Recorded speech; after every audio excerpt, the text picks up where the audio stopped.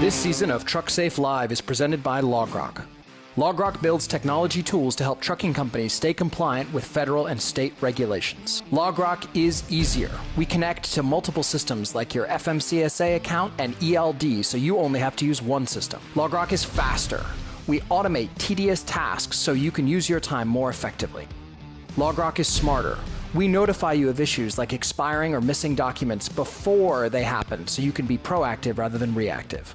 Setup is easy, and most of our customers are online shortly after signing up. Request a demo now at logrock.com.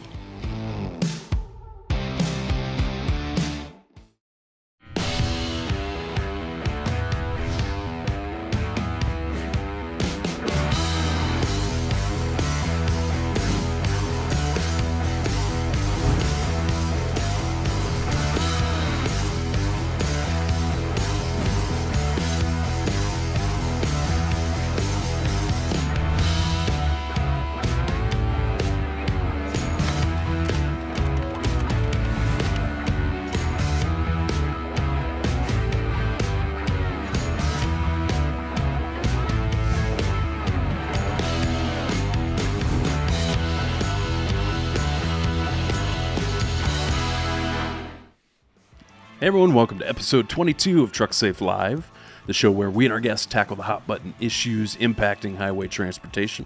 I'm Brandon with Trucksafe and Childress Law, both of which are dedicated to helping motor carriers develop and maintain cutting-edge safety programs.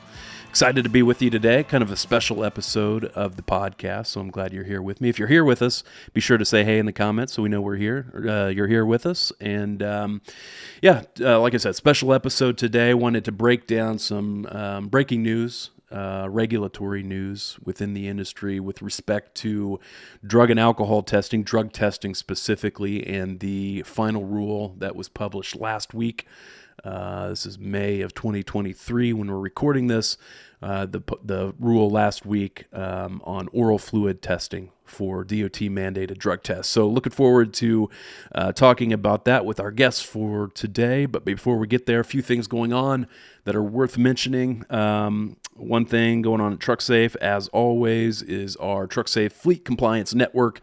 If you're not part of this, make sure you check it out, trucksafenetwork.com, also in the App Store or the Google Play Store. Just search for Trucksafe, you'll find it. This is a forum for safety professionals, risk advisors, those types of folks to get together, learn from one another, ask questions, and then also gain access to all of our Trucksafe DOT-related content that we are constantly pushing out. Detailed articles, a lot of videos on these types of topics. So this is free to join, and we're doing a lot of Trucksafe Network exclusive content going on right now. So check that out. Again, App Store, Google Play Store, and you will find it. In the industry, a couple things going on. International Road Check is coming up next week. If you're not ready for that, I suggest you get ready. Make sure your trucks are ready. They're focusing on ABS and cargo securement issues this year. We did a whole show on this a couple weeks ago with Brian Runnels from Reliance Partners. Had a great discussion about some of the top maintenance-related issues that are causing trouble for fleets across the United States. So check that out if you missed it over at trucksafelive.com, or the replays are available wherever you get your podcasts, Spotify, Apple Podcast, wherever. Check that out. We also put a detailed article on that on our website, trucksafe.com. You can read more about it there, but just make sure you're ready for Road Check. We talked about in that show how last year during Road Check, the 3-day blitz where they focus on a particular area of compliance during their roadside inspections. Last year, I think the number or the percentage of vehicles, commercial vehicles that were placed out of service for serious roadside violations or serious maintenance violations was close to 25%. So a quarter of all commercial vehicles being stopped from operating because of a serious maintenance-related issues.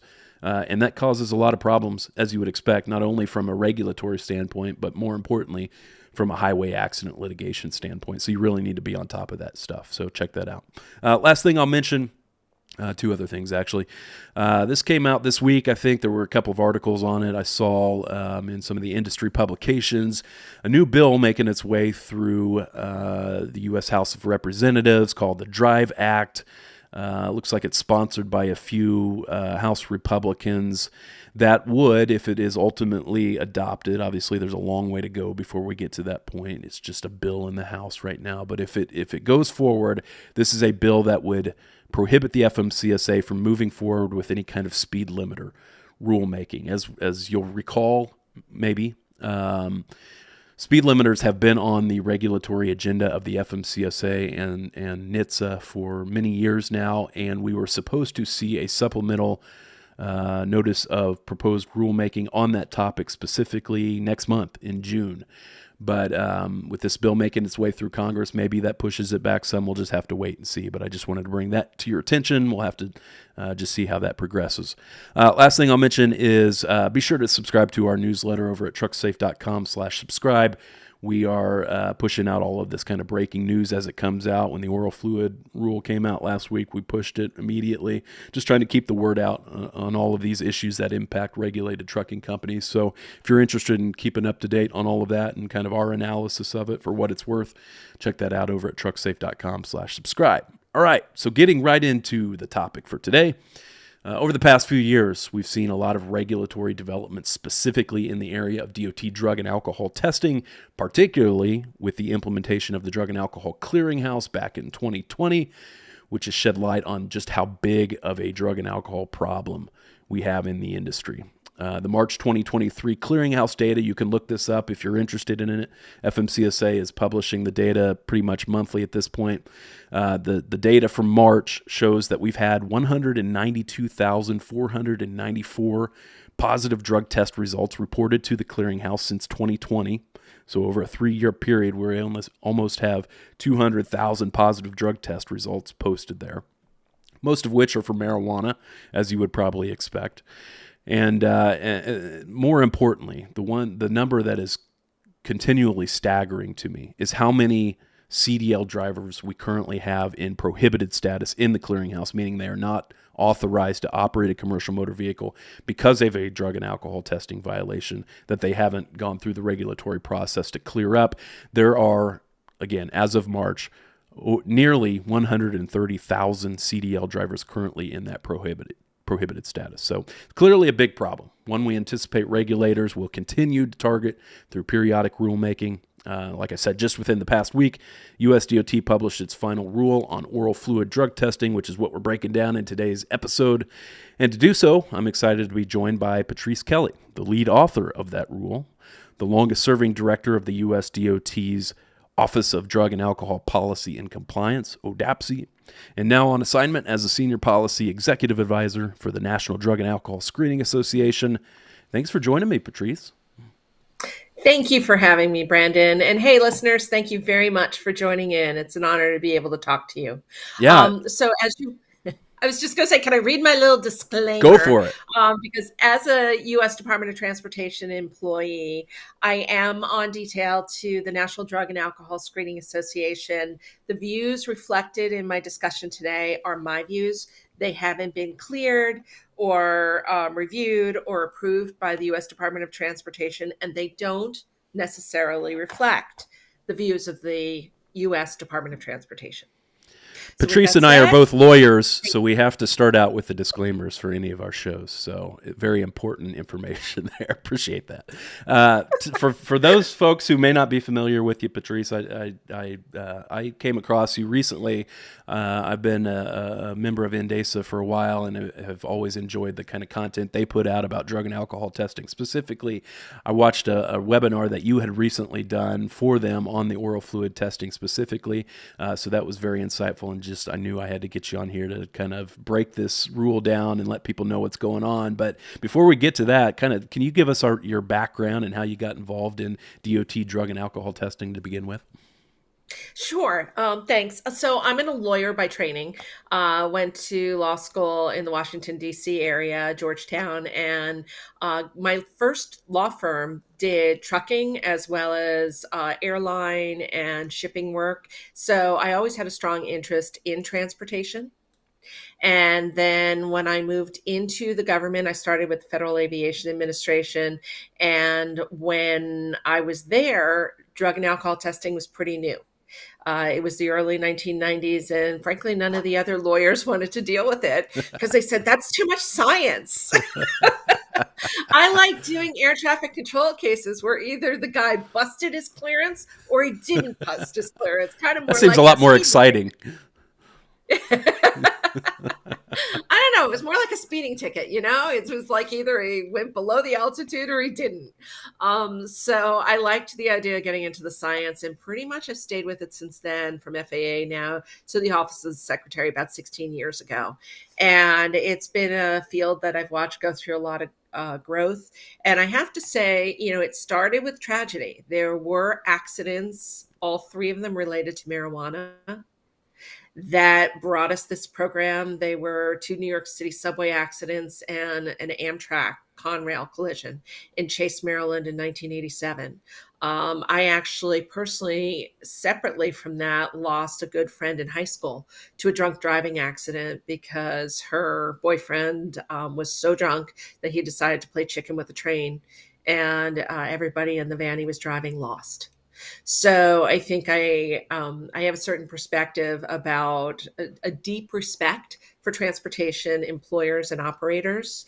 I have family who drive with their CDLs all over the country, and I have a deep respect, but also a deep concern for safety, which I know that your entire audience shares. In terms of, we all want safe operations. We may have differing opinions on how we get there, but this is about safety to me and a way I've chosen to serve my country.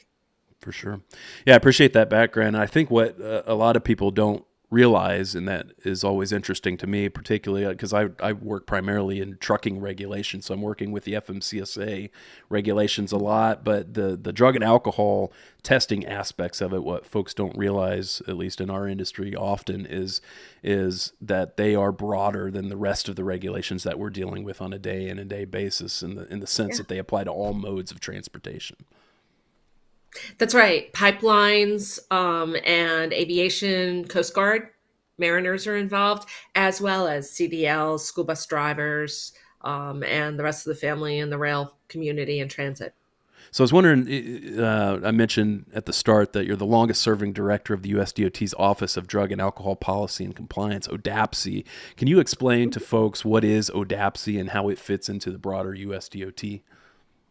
Sure. ODAPC is part of the Office of the Secretary of Transportation, and in my job as director, I'm the first level below the politicals, and I had been advising them as to how to handle these safety issues. Then also, my job as the director was to work with the Federal Aviation Administration, Federal Motor Carrier Safety Administration, pipelines, Coast Guard, and others to bring everybody together. So as you probably know, in FMCSA, they define which employers are safety sensitive, which employees are safety sensitive, and how the testing is going to go down, what the actual definition of an accident is for post-accident. And it's that way with each of the modes. What our office does, ODAPC, is we give the procedures for how a test is done, so that the same procedures are used for airline pilots as for CDL holders, as for Coast Guard mariners, and so on. Everybody's subject to the same collection procedures, the same laboratory procedures, the same medical review officer procedures, and that actually really keeps the costs down. Believe it or not, when I first started in this program, well, I won't go into my history. Let's just say when the program first started in the late 80s, a drug test cost about $50. And today, a drug test is pretty close to $50. Yeah. And that's, I think, in large part because the procedures are the same. We have not customized them, which drives up costs. And also, the number of tests going on each year continues to increase. So in ODAPC last year in 2022, we saw about 7 million tests conducted. So Wow. it's an economy of scale, and we are very careful not to make huge changes to it so we can try to keep those costs down and in line with what folks need, because we understand that your listeners and others in the transportation industries are not in business to do drug testing. Drug testing is something that is necessary to help them with the safety end of things, but it's something that shouldn't have to become their overall preoccupation. They've got a real occupation to carry out. Yeah, for sure. And that's why we have Part 40. So folks in the trucking will know we have Part 40 and we have Part 382. And they're always asking, why are they so separate? It's because Part 40 are the more the procedural aspects of the drug and alcohol testing program that apply to all the modes, whereas Part 382 for us is the FMCSA's small part of that drug and alcohol testing process, where they talk about the clearinghouse, among other things, and those things that are specific to trucking. You mentioned kind of not shaking things up, trying not to shake things up too much for folks, but I do want to spend time. Obviously, the purpose of today's show is to talk about a fairly significant shakeup for drug and alcohol testing, which is oral fluid testing rule. You were the lead author on that rule. What's that process been like? Well, first of all, it was a very exciting project and one that we had been trying to carry out for a very long time. And finally, everything was able to align properly for us to move it forward. So oral fluid testing gives employers an alternative type of test.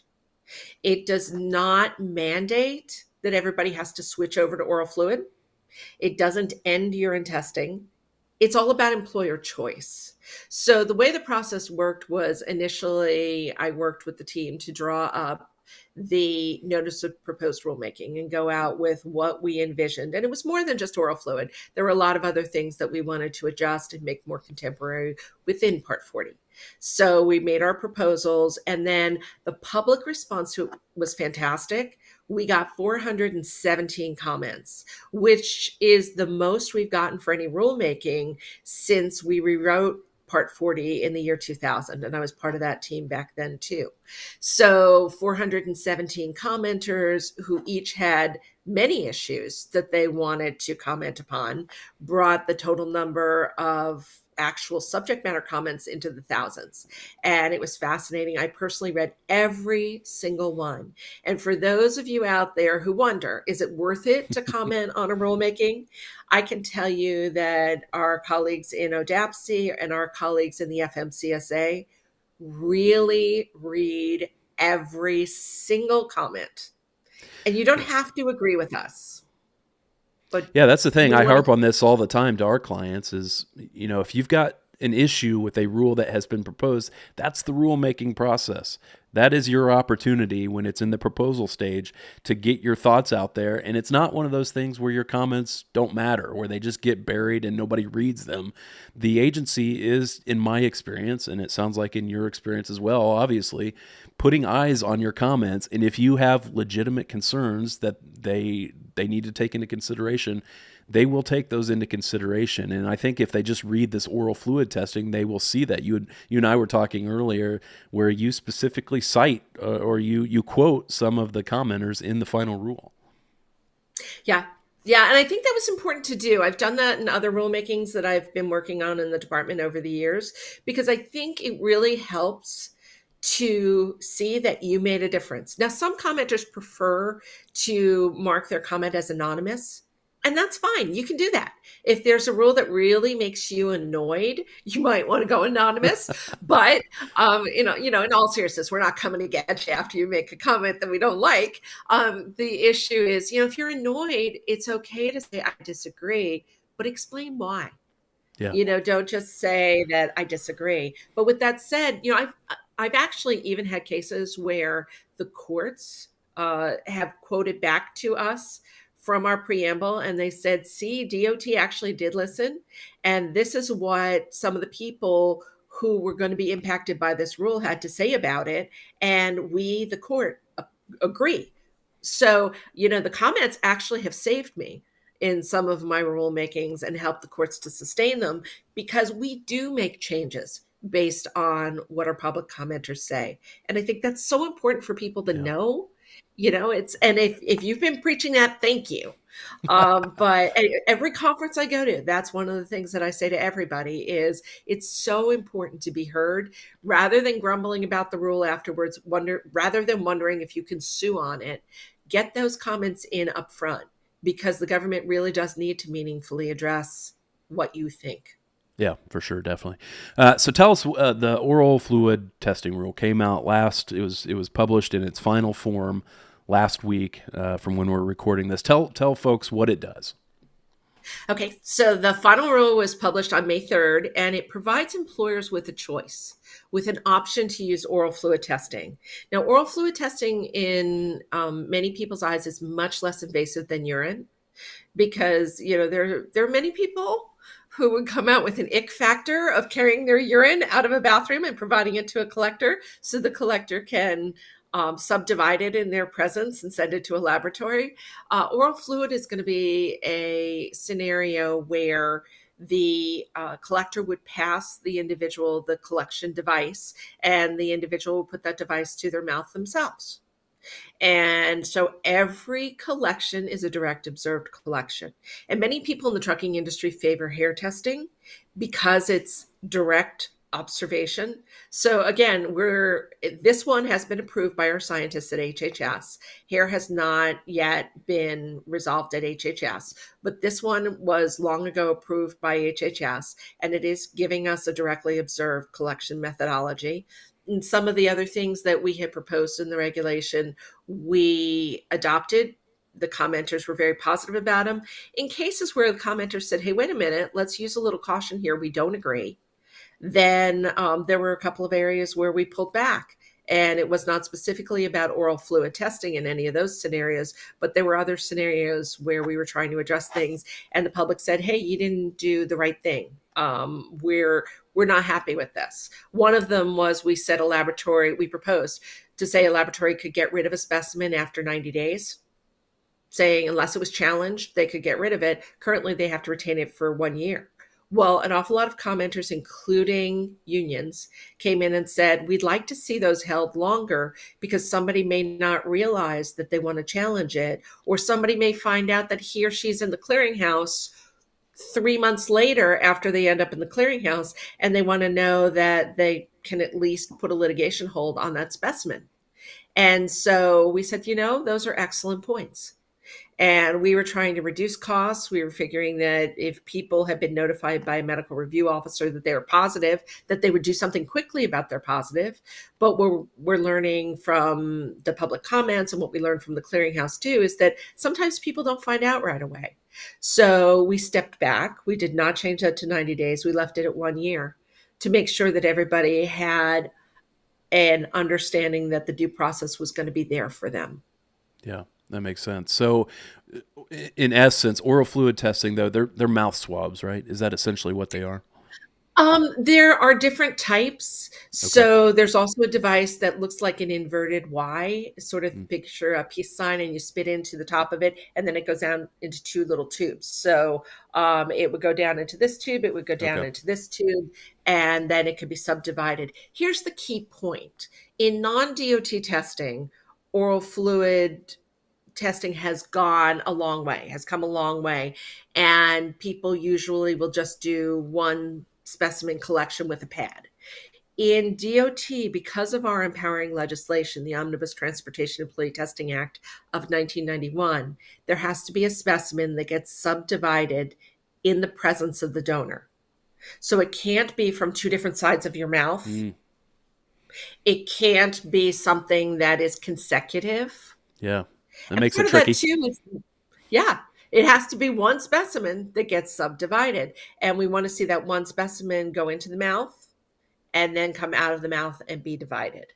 So that's something the Department of Health and Human Services, who are the scientists who approve the laboratories who do the DOT drug testing, HHS has not yet approved anyone for oral fluid testing because none of the laboratories came forward.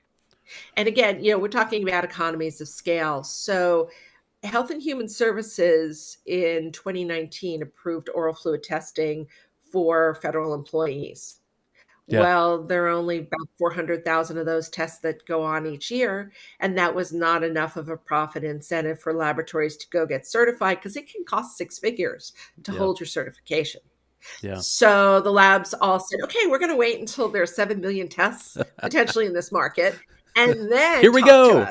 So May 3rd, which was the day we published the final rule, kind of gave laboratories a new incentive now to take another look at oral fluid testing and go out and get certified. So as of this point in time, 0 labs are approved. No one can start oral fluid testing for DOT. I have a lot of people asking, if you had a crystal ball, when do you think we could expect to see the labs be certified? Do you have any insight on that or no? I don't yet because it's going to depend on what devices they choose. That's another thing too. Unless you're talking about a device that somebody just cleanly spits into, that inverted wide device, if it has a buffering pad, then there's a special chemistry that goes into that where the laboratory has to have certain chemicals. They call them immunoassays, where the immunoassays are going to properly discern which drugs are in or not in the specimen.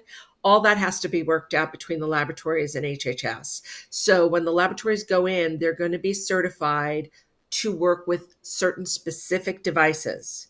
So you won't be able to use, if you're doing non-DOT testing right now, chances are, non-DOT oral fluid testing for your company program, chances are it's not going to be the same devices, and Mm. it may not even be the same labs who are going to do that moving forward. So it's because there are a lot of ifs in this. And think about it, can you tell me what load somebody's going to be hauling in 6 months? Yeah. Not if they're independent, because you got to see what the market is going to bring you.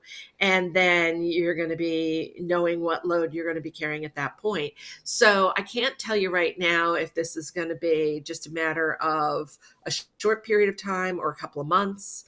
Yeah. But if I had to guess, it'd be a few months. So for carriers listening that are eager to start using oral fluid testing to satisfy their DOT obligations, where should they be on the lookout for notice? Will ODAPC, I assume, give notice at some point when the labs have been certified?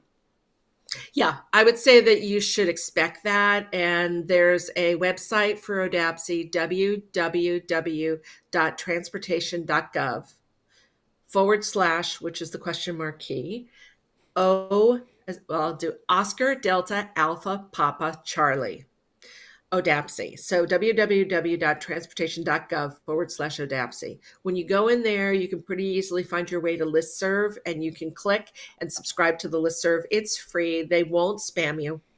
They're not going to send a good morning, hope your day's going well kind of message.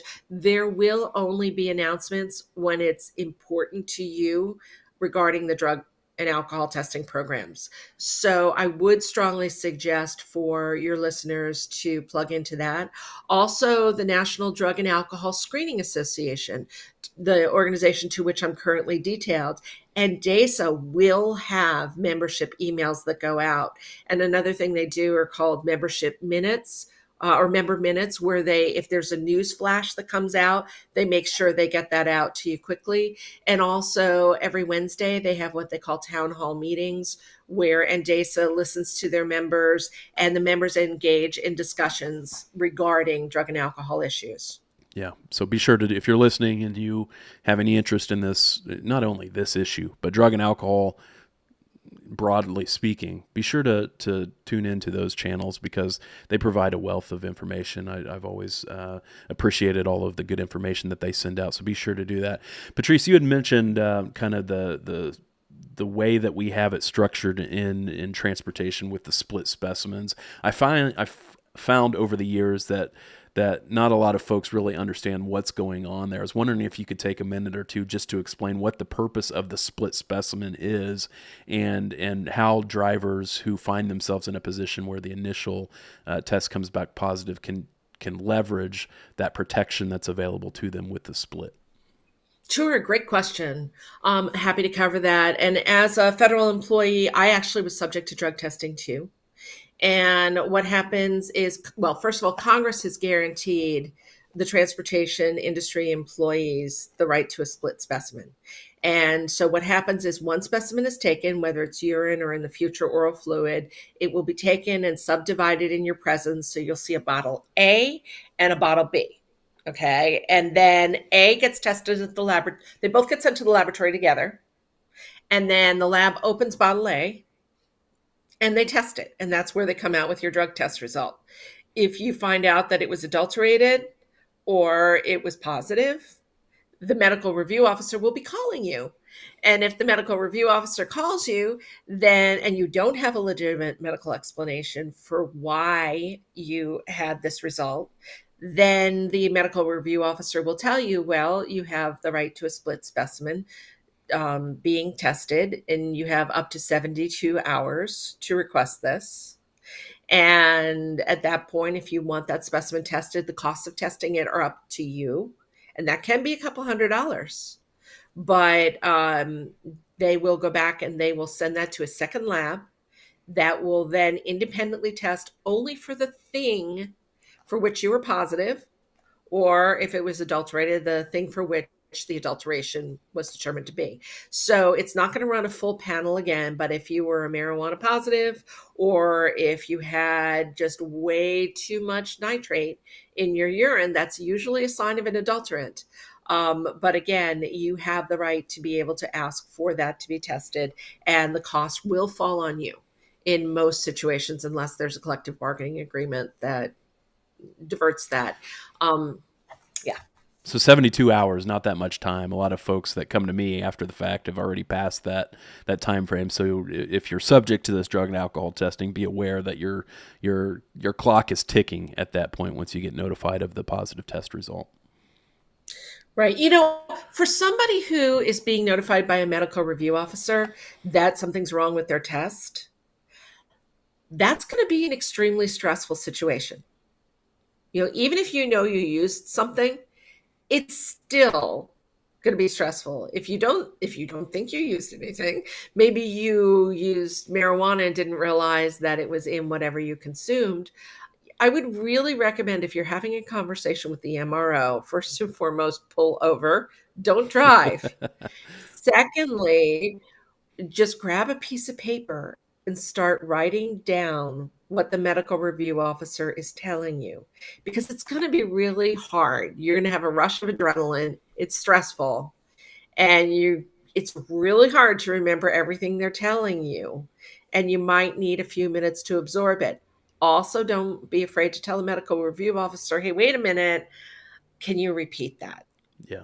Or, I need a second to take a breath. Let's talk about this again, because it's going to hit you hard and you have some decisions to make.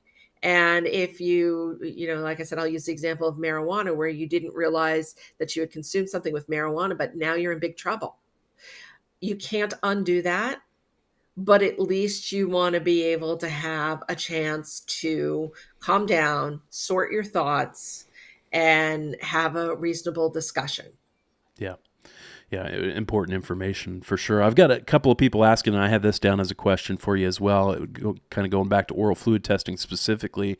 What's your understanding from all of the research that you did and kind of drafting the final rule in terms of how oral fluid testing compares to urinalysis in terms of detection windows and stuff like that? Interesting question. So first of all, the important thing to us was that HHS was able to come out and say that oral fluid is as scientifically accurate and forensically defensible as urine testing. So in other words, you're going to get a fair and accurate test that will stand up in a court of law.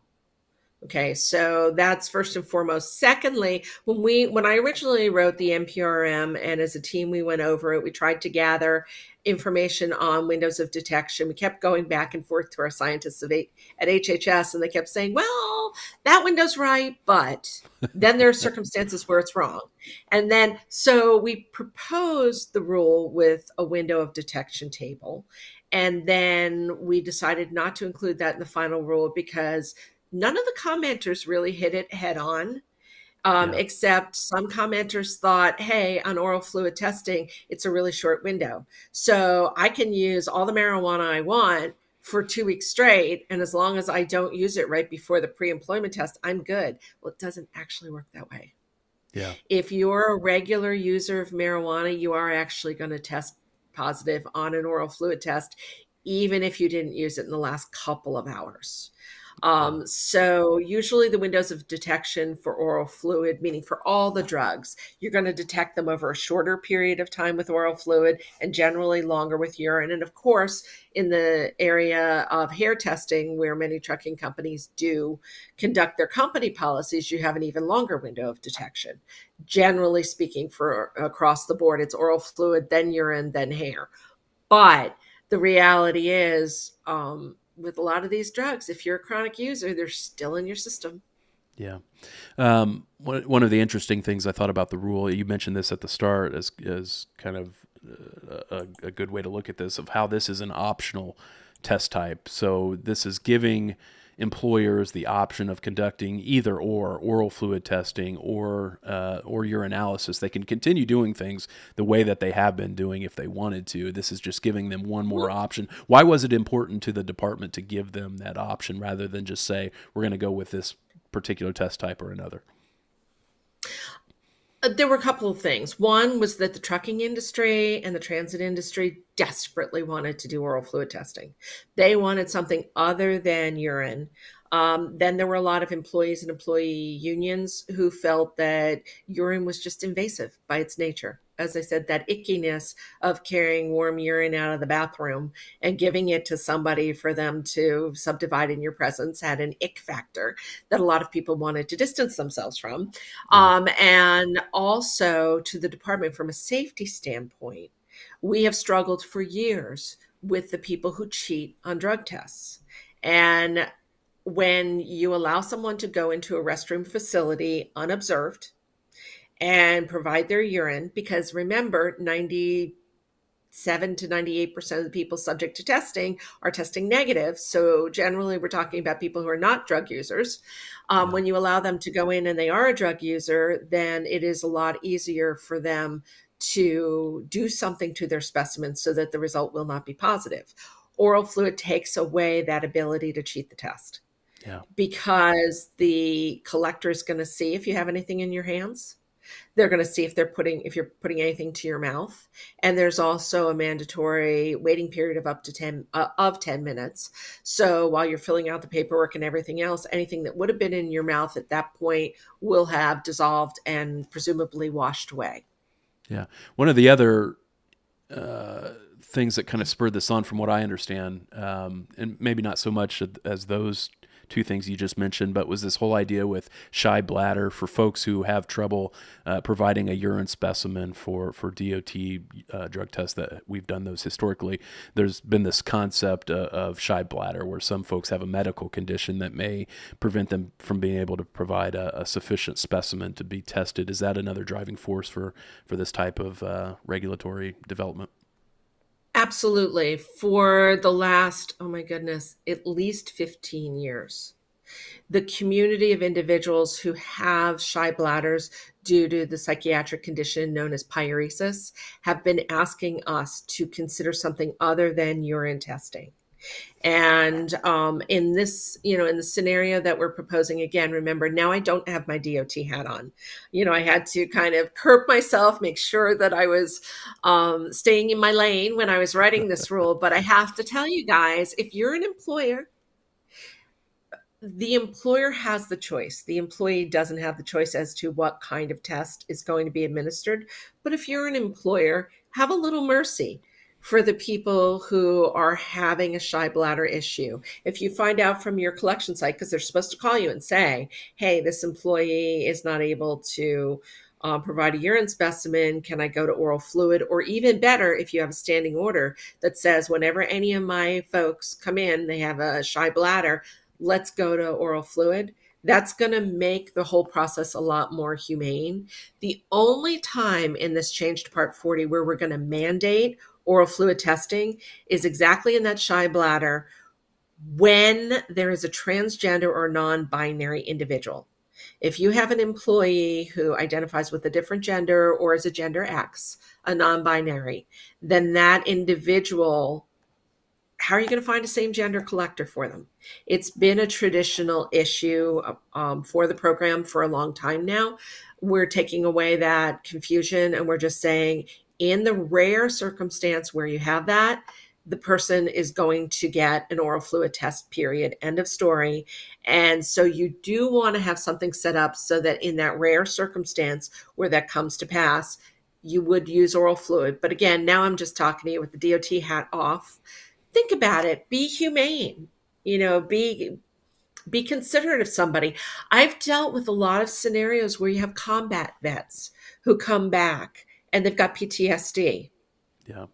And the next thing you know, they're in a shy bladder situation, and because they may or may not have had prior treatment for it, and if they have not had prior treatment and not been previously analyzed for it, then it's a refusal. Yeah. Well, I was going If to ask you they about have, that, and sorry to put you on the spot here, but if they have a shy bladder issue and they're not able to provide the initial specimen, normally under current rules, they would have to get the MRO involved to determine whether there was a medical explanation for it. With the oral fluid testing, once it becomes permissible, are they able to switch immediately over to oral fluid testing if they have the shy bladder issue before they talk with the MRO? yes. And Okay, but that is employer controlled. I see. And frankly, for employers, it's a whole lot cheaper. Yeah, Because once you get the MRO involved in the shy bladder process, first of all, with the shy bladder process, the individual has to sit there for 3 hours yeah, trying and drinking water, trying to provide enough of a specimen. And then you have to get the MRO involved, and there has to be a referral physician who evaluates the individual and determines whether or not they have a pre-existing condition that renders them unable to provide that much urine. So just cha-chink, cha-chink, cha-chink. You see the yeah. dollar signs flashing as I'm talking, right? It's like the gas tank as you're filling up the fuel tank. Yeah. You're watching those numbers click in front of your eyes, whereas you could just switch over to an oral fluid test and obtain the result, and boom, you have a fair and accurate test result. So while employers are not being in any way forced to do this, it is a really useful tool to get a test result without driving up your costs. Yeah. And not only in that shy bladder context, but I get the sense that there may be some carriers out there who, because it's their option, they may choose to use urinalysis for certain mandatory test types, but then for other types of tests, I'm thinking like in our industry, post-accident versus random and versus pre-employment, they may Exactly. choose different test types depending on which kind it is. Right. Like think about post accident. You've got somebody who has had an accident, obviously, in 99.9% of the cases, not very close to your home base. So now you're sending out a urine collector. You're trying to find a facility where they can go, perhaps in the middle of the night, early morning hours, to provide a urine specimen, whereas an oral fluid specimen can be done quickly, easily on site with minimal compromising of privacy. So you've got a much better option. Yeah. And that's the other thing I really appreciate about the rule is how easy they are, relatively speaking, to administer. Are you getting the sense that, because right now, there may be some particularly larger motor carriers that have their own collectors on site. They may, I think you mentioned this in the rule, they may have a clinic on site to do that, but that's not very many of them. They're mostly sending them out to third parties to do the collections. But with oral fluid testing, do you anticipate that more employers will have somebody on staff that is certified to take those collections because of the ease? It's interesting that you say that because that was one of the questions we asked commenters.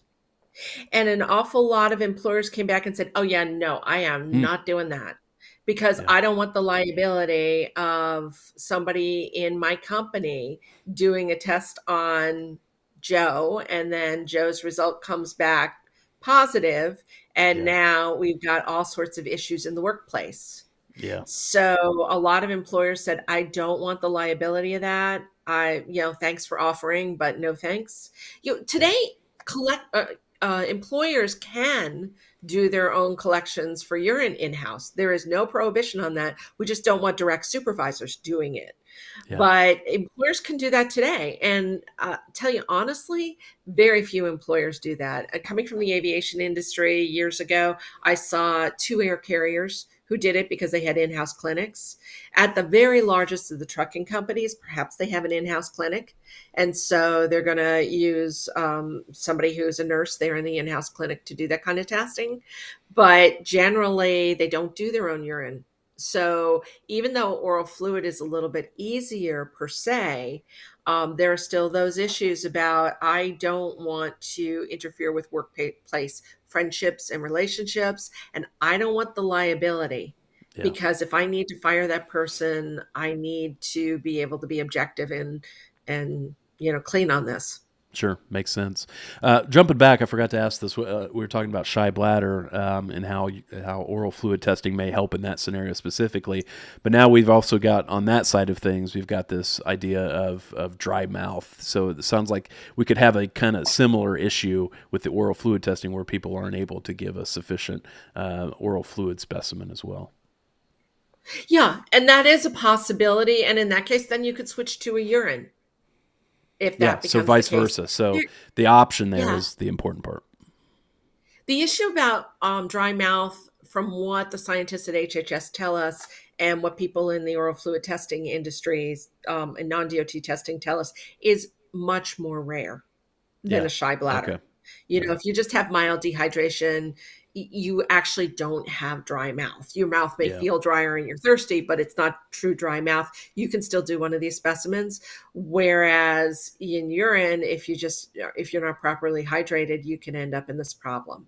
Sure. So, yeah, that's an issue. Dry mouth, we have procedures for that, but you can also switch back to urine and get the job done. Great.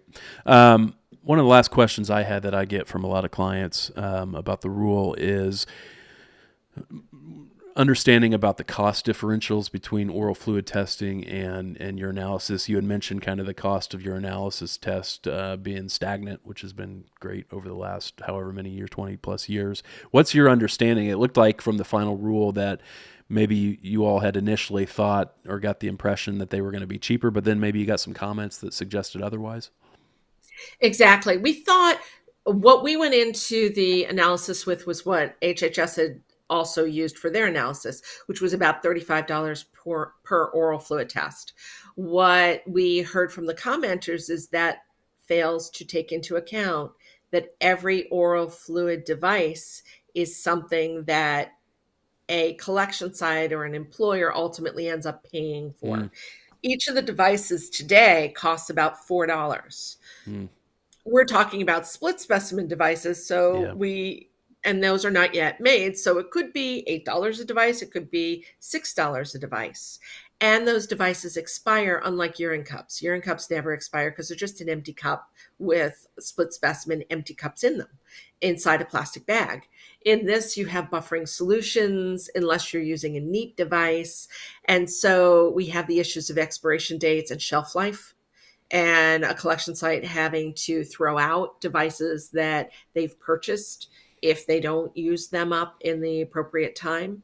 So, you know, that's all something that we had failed to take into consideration. But with that said, while people said, hey, you estimated too low, nobody actually came back yeah, and gave us hard numbers. So you'll see our economic analysis is more qualitative than quantitative because of the lack of data provided. yeah. A couple of quick things. One of your commenters, or one of the folks who's listening, has asked for the ODAPC website again, and it's www.transportation.gov/Oscar Delta Alpha Papa Charlie. And the other thing is, I'll just tell you guys the way I get it really quickly by looking it up is I'll just go ahead and Google ODAPC. Again, Oscar Delta Alpha Papa Charlie, and it will give it to you as either the first or second hit. So that's a really quick way to look it up. And also, something in our earlier discussions, Brandon, you mentioned CBD.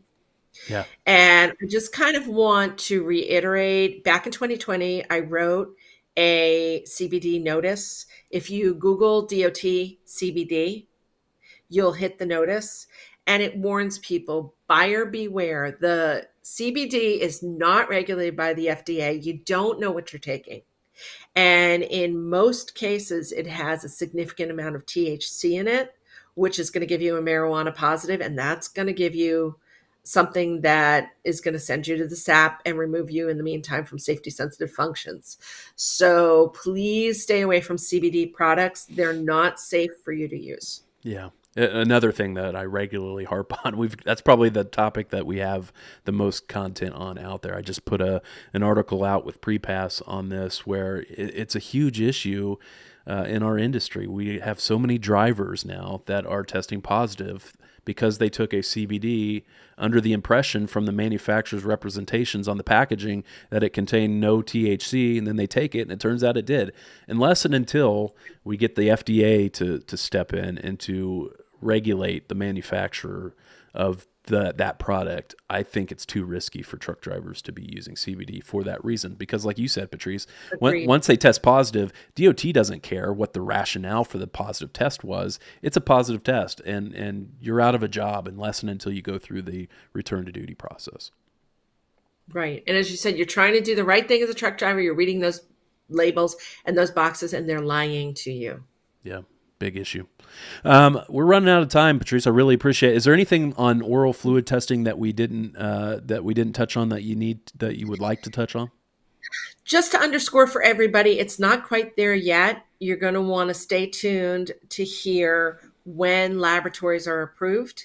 And you can bet that your current folks who are selling you your drug and alcohol services, your contractors for that, are going to be the ones who are letting you know, hey, guess what? This is now ready, and here's what we recommend you do. So hold tight. It's coming, but just not quite yet. Yeah, not quite yet. Almost there. Last thing I wanted to mention, we had talked earlier about this, and I wanted to make sure we gave you an opportunity to kind of hit on it. We talked there at the end about the return to duty process, and I know from working in this industry for many years that a lot of motor carriers and employers in other industries are hesitant to bring back drivers or employees who have previously tested positive for drugs or alcohol because of the liability concerns, and I get that. But you had mentioned something interesting to me. I thought it was worth mentioning, kind of the White House and USDOT initiatives to get drivers back in trucks following a positive drug or alcohol testing violation. Right. Thanks for bringing that up. The White House calls it the Recovery Ready Workplace Initiative, and they are encouraging employers to bring people back to work once you know that they can safely pass a return to duty test. And then they're going to be subject to follow-up testing under the DOT regulations, which is also going to help keep somebody clean and keep them in a status where they're going to be able to continue to perform. And, honestly, for a lot of people, they're not ready to lose their career over having a second positive. And so that also creates incentive. So don't necessarily assume that anybody, at least on the federal side, expects you to fire an employee after they have a positive. You can put them through the SAP process at their expense. And actually, as employers, especially small employers, you want to keep in mind that unless you have a collective bargaining agreement to the contrary, you don't have to pay for the return to duty and follow-up tests. You can bill them back to your employee.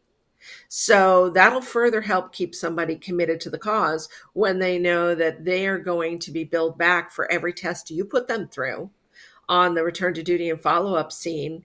And that's going to help to assure that they're going to continue to stay drug-free for your purposes. Yeah, it's an important topic, especially I mentioned the numbers at the start, with 130,000 drivers currently in prohibited status. That's not an insignificant number of drivers who just are not available now for motor carriers to use. But if they go through that return to duty process, granted, there are, again, liability issues notwithstanding. If they go through the return to duty process, they have done what the regulations ask of them to do, to go back to work. And from a regulatory standpoint, you are clear as long as you follow that process and do those follow-up testing. So important point to consider for sure. Patrice, I want to thank you so much for joining me today. It was great information. Really appreciate it. Appreciate everything you did for your work on putting together that final rule. Glad to see it across the finish line here, and hope to have you back on sometime. Thanks for joining me. Thank you. It was a team process, and I really am grateful to the whole ODAPC team. And I really want to thank you and your listeners for taking the time today. It really was a pleasure being with all of you. Thank you. All right. Thank you. Okay. We're going to wrap things up for today's show. Thanks, everybody, for tuning in for a little while, spending some time with us. Be sure to follow us on our social media accounts, LinkedIn, Facebook, Twitter, YouTube. We're constantly pushing out the latest highway transportation news and analysis, so follow us there for the latest things like this that are going on in the industry. Also, stay tuned for information about our next episode of Trucksafe Live. Visit trucksafelive.com for details. Thanks again so much to our sponsor for this season of Trucksafe Live, LogRock. Really appreciate you teaming up with us. That's all I got. Thanks, everybody. Thanks for watching. See you later.